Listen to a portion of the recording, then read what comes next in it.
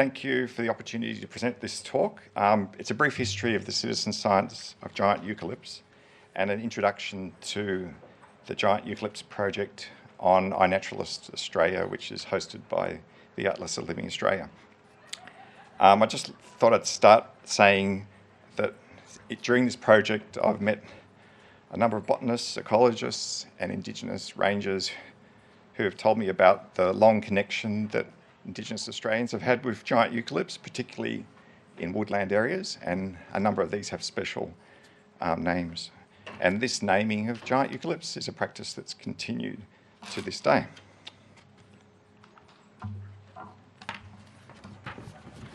So, before the internet, Nicholas Kerr was a photographer from the 1800s. He actually measured and also named giant eucalypts and published some of his work in the Victorian Naturalist, which is the journal of the Field Naturalist Club of Victoria. Another interesting source of information about giant eucalypts of the past is in Bob Beale's book. Bob Beale was a journalist for the Sydney Morning Herald, and he became a freelance writer, science writer, and he has documented just colossal size eucalypts records from the past. And Jeff Law, who's a bit of an unsung hero, he's been involved in forest conservation for decades. And before the internet, he used to travel up to the mainland from Tasmania and present Kodak carousel slideshows of old growth forests, giant eucalypts, and their conservation values. Then the internet happened. And websites started appearing of giant eucalypts and significant trees. Brett Mifsud, I have trouble saying his name, he's been involved for decades doing this sort of work. He's got websites for Victoria and Tasmania. Russell de Quisquin has a fantastic website for Western Australian giant eucalypts. And there's a lot of interest in this, and you can see it on Facebook groups with Finding Big Trees Australia. But the difference with citizen science is that it focuses on taxonomic rigour and a connection to scientific research.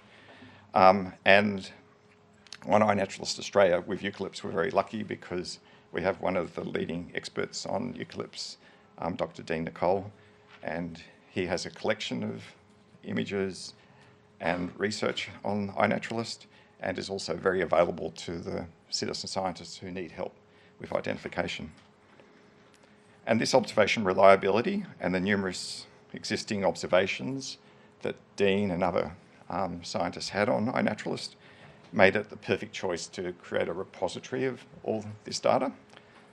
And I'll just show you some of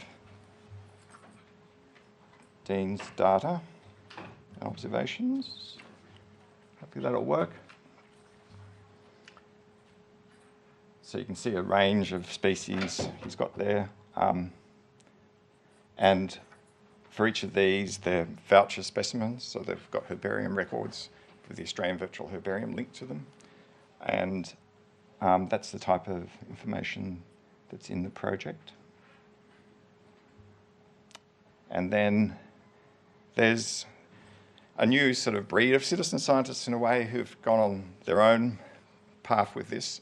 And Dr. Jennifer Sanger and Steve Pearce with the Trees Project in Tasmania, that's worth a look. They have a really great way of presenting the information about giant eucalypts.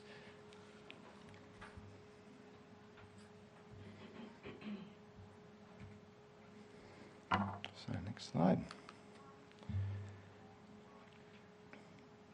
So, with the iNaturalist Giant Eucalypts project,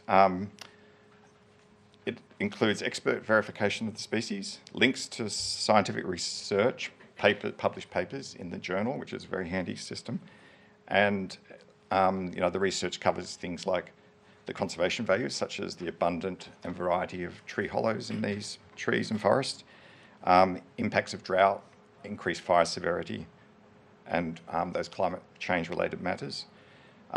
There's also an ArcGIS Online story map. If anyone's seen story maps, that's a great way of presenting information. And ArcGIS has teamed up with iNaturalist Australia, and it makes it a very easy way to combine the data. And I'll just show you quickly what a observation in the project, in the Giant Eucalyptus project, looks like in detail. So this one's from the Arununda Plateau. It's actually an endangered species of eucalypt, and you can see the rigour with which the identification process, so it's not just about the spectacular nature of these giant eucalypts, but it's about identification to make sure we're talking about the right species. And then, of course, there's information on the size of these trees, and that's the trunk girth. And then in the project itself, the data is recorded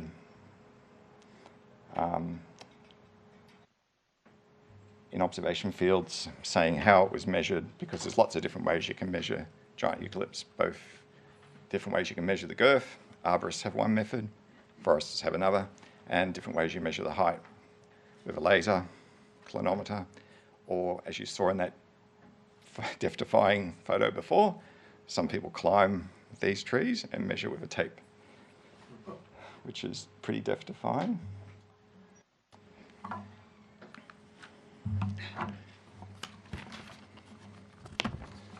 So, well, what is a giant eucalypt? Well, it's a relative concept. It varies in time and place. For example, many of the colossal sized eucalypts of the past were larger than what we see as current day giants. The threshold for the giant size is based on the trunk girth, height, crown spread, sometimes timber volume, but it varies with the vegetation type. And there's some examples there of different species covering different vegetation types. And I think I'd like to show you a link to a very significant tree for Tasmanian Aboriginal people. It's called the mother-daughter tree. That's this one.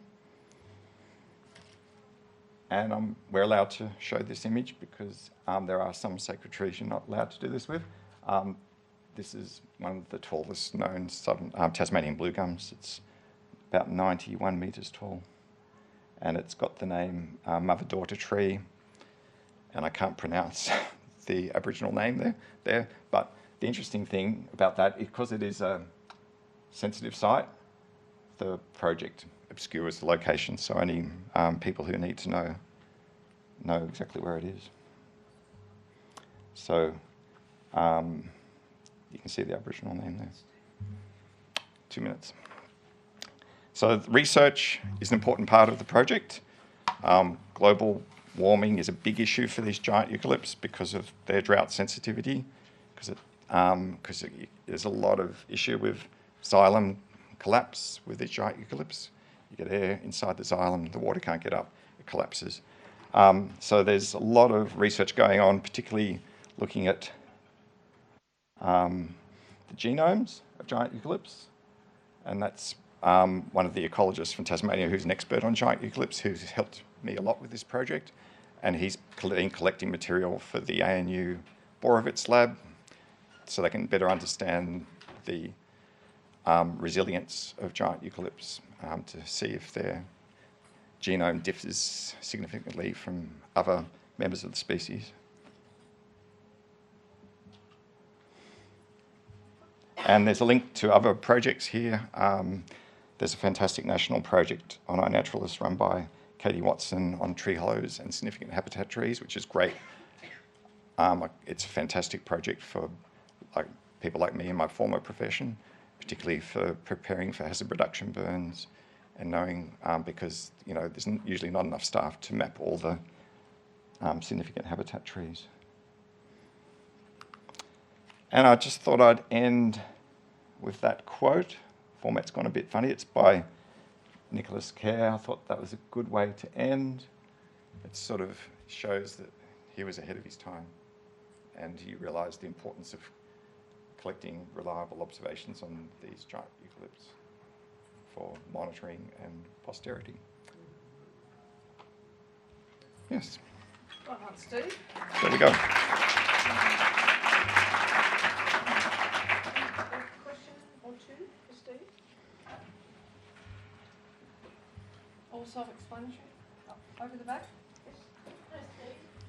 Hello. Link your Blue Coast. We also list the National Register of Big Trees, and I know there's differences in methodologies Yep. and things like that.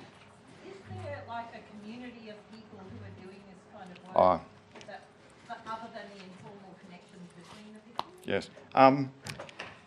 It's a pretty specialised area of the people that go around doing this. So we all sort of have heard of each other or bumped into each other. The National Register of Significant Trees is a fantastic website, and Derek McIntosh, I think he recently passed away.